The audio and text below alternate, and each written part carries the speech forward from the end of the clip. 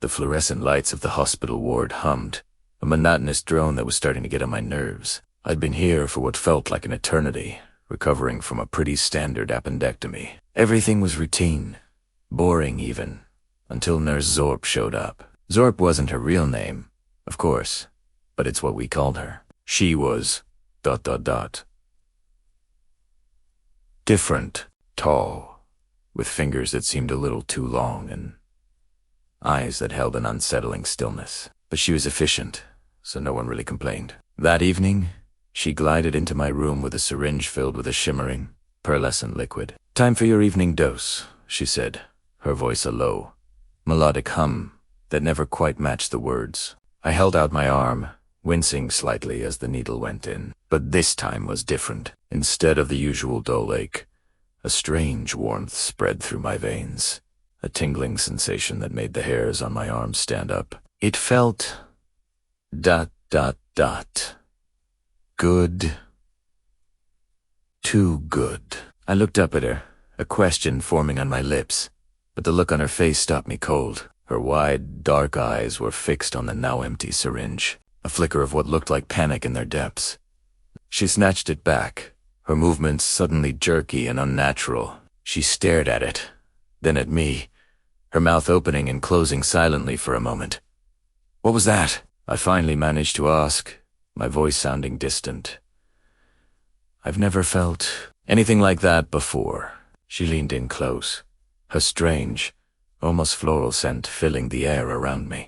Her long fingers gripped my arm, not painfully, but with an urgent strength. "Listen to me very carefully," she whispered, her voice barely audible. That wasn't for you. It wasn't for humans." My heart started to pound against my ribs. What did she mean? Not for humans. Then what was it for? I whispered back, my throat suddenly dry. A strange clicking sound came from her throat. "It doesn't matter. What matters is that you don't say a word. Not to anyone. Do you understand?" She looked deep into my eyes, and for a second, I felt like I was staring into a star-filled nebula. "Don't say a word." With that, she straightened up, her professional mask snapping back into place. She gave a curt nod and swept out of the room, leaving me alone with the buzzing lights and the electric tingle coursing through my body. Days turned into a week. I kept my mouth shut, just like she'd ordered. I was discharged, feeling better than I ever had in my life. The incision had healed at a ridiculous speed, leaving barely a scar. I was stronger, faster. My senses felt heightened. I could hear conversations from across the street, smell the rain coming hours before the clouds gathered. It was exhilarating and terrifying. One night, I couldn't sleep. The energy was just too much.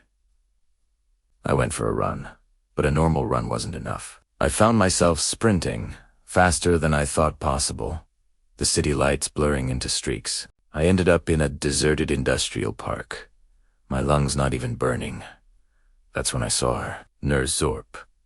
She was standing by a hulking, metallic structure that definitely wasn't a part of the old factory. It hummed with a low-frequency energy that resonated with the stuff inside me. She turned as I approached, a small, knowing smile on her face. "I thought you might find your way here," she hummed.